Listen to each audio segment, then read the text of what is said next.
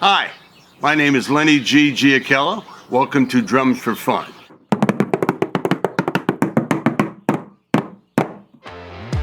I am a full-time professional drummer and drum instructor in the South Bay area.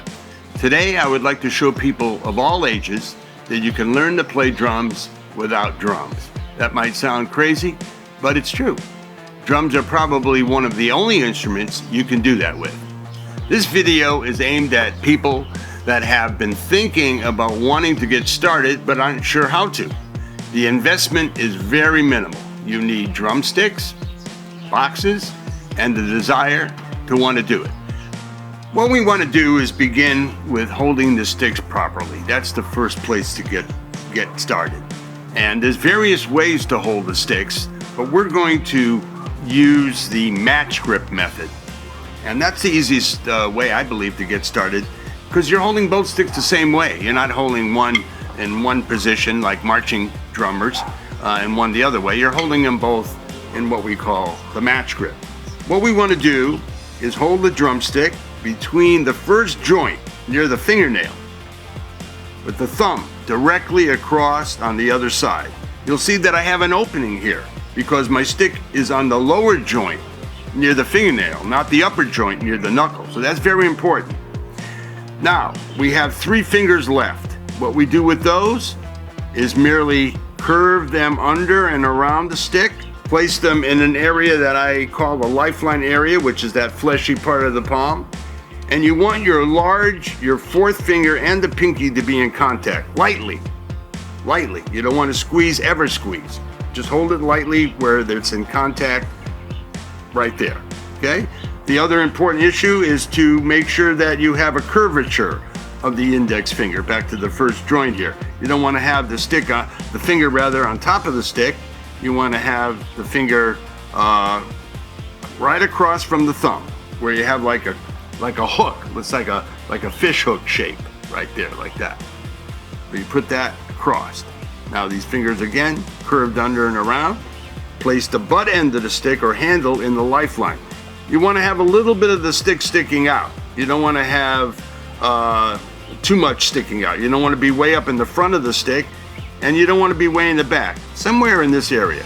Now drumsticks. I'm using these sticks that are called Vic Firth drum corps sticks. I love these sticks, and they're heavy, and they feel pretty good when you're working on your hands, when you're working on technique. Very important to work on your hands all the time. So, because they call this the match grip, naturally you are doing the same thing with the left hand. So you copy your right, make the left look just like the right, first joint, okay, index, thumb right across. Don't pinch your thumb. Sometimes people pinch their thumbs. Don't pinch your thumb. Keep the thumb flat against the stick. The middle of the thumb against the middle of the stick. Curve those fingers under and around the stick, and identical to the right. Same amount of the stick sticking out, about an inch. Depends on the stick, but something like that. And then from there, you turn your hands over and you make an A shape on your box. Okay? Make an A shape. So what's important to understand is that your fingers are hiding. You can't see your fingers when you do this match grip position. If you have your thumb on top, that's not what the match grip is. You want the thumb on the side and the fingers hiding. That way, your index knuckle is in a perfect alignment with the shaft of the stick. Just like that. Check your hands out like that. Make sure your knuckle is in a perfect alignment with the shaft of the stick. Okay? Turn it over. Check out the placement of the stick in the palm area. And then from there, go back and make your A shape on your box, okay? And now what you're gonna do when you play what we're gonna play, we could start with both sticks high like this. That's a good way to do it. But we also could start with the left low and the right high. Let's start with the right high and the left low for starters. Okay, so after we understand how to hold the sticks right, the other important understanding is the right foot. You have to tap your right foot because you're going to be playing a bass drum later on, if you stick with drumming, and you'll have a pedal attached to a drum. But we need to just tap our foot on the floor. That's the most important thing. Leave your heel anchored on the floor and just bring the front of your foot up and tap it on the beats and the counts of where you want to put the foot. The foot is going to be placed on beats 1 and 3, or you could put the foot on beats 1, 2, 3, and 4. You're always going to tap your foot somewhere.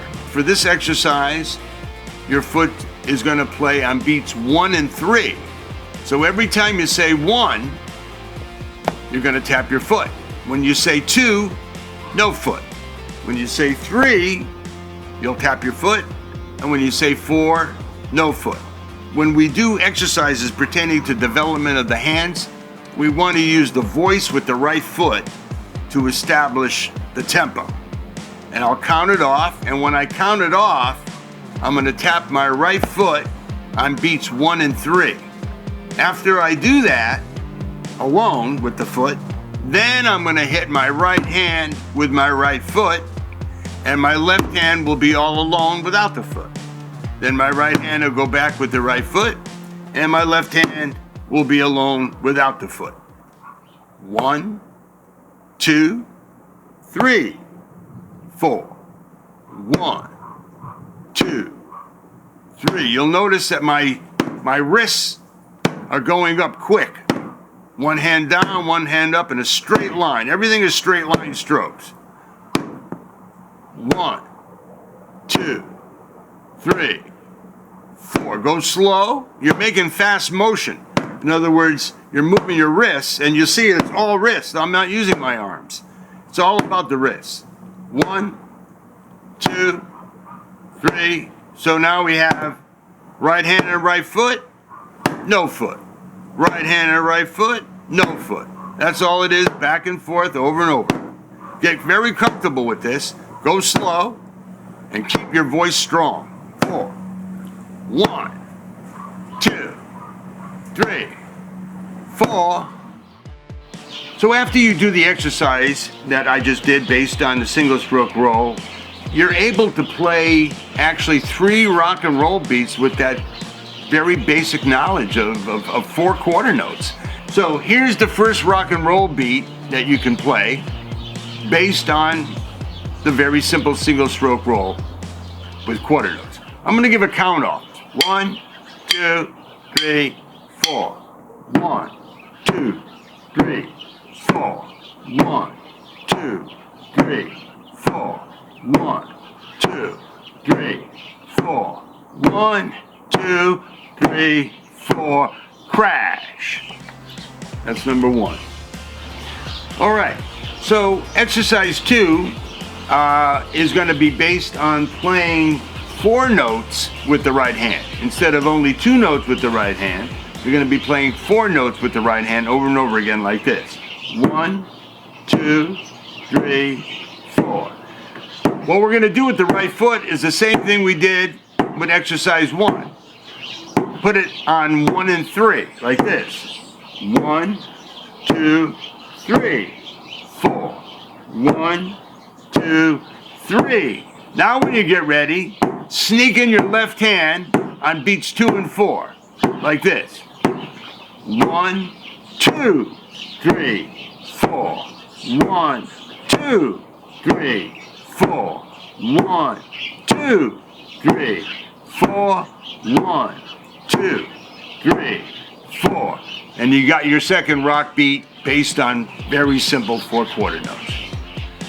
The next exercise, number 3, we're going to move into the foot playing 2 more notes. Instead of the foot only on 1 and 3, we're going to put the foot on all 4 quarter notes.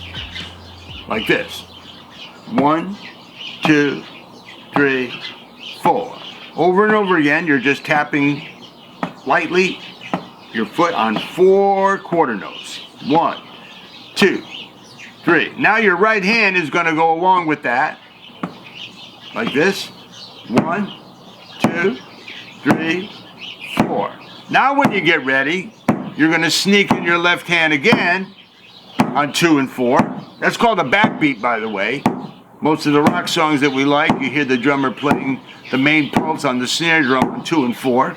So that's what we're doing. So we're going to add the snare drum on 2 and 4. So when we do that, the right hand, the right foot, and the left hand are hitting together on 2 and 4. Like this. 1, 2, 3, 4. 1. Everything. 3. Everything. 1, 2, 3, 4. 1, 2, 3. And when you're ready to end it, 1, 2, 3, 4, 1. You can have another box as a symbol if you want to. So the boxes work very well when you want to begin to get started with learning how to play the drums. But after you get into it for a while, what you really need next is a practice pad. And there's all kinds of practice pads out there. I build these practice pads. They're pure gum rubber over finished plywood. And it's an important tool. All professional drummers have to have a pad. No matter if you have the nicest drum set in the world, you need to have a practice pad. Here's how the pad sounds. It's placed on a snare drum. That's called a snare drum stand. Okay, I have these kind of stands to go along with the pads. But you don't have to. You can put the pad on the box. As you can see, you can put the pad right on the box too. Okay, so here's the same exercise, the very important single stroke roll, based on, again, quarter notes on the practice pad. 1, 2, 3, 4. 1, 2, 3, 4. 1, 2, 3, 4. So we've been talking about the most important rudiment, which is called the single stroke roll. One hand down, one hand up, one after the other, single strokes. Then I want to show you that you can play something that's more complicated on boxes, and it could sound good. So here's a little exercise based on single strokes and double strokes.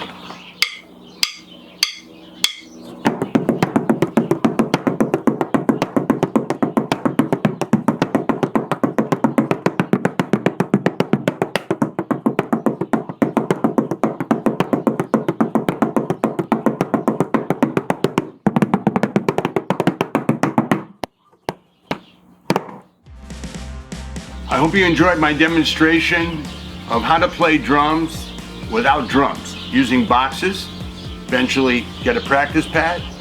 But please check out my website, drumbillstudios.com. Look over my teaching credentials, check out who I've studied with, and get my contact information. I teach youth and adult classes for Lakewood, Cerritos, Torrance, El Camino's Kids College in the summer. I teach privately in 2 locations, Long Beach and Torrance.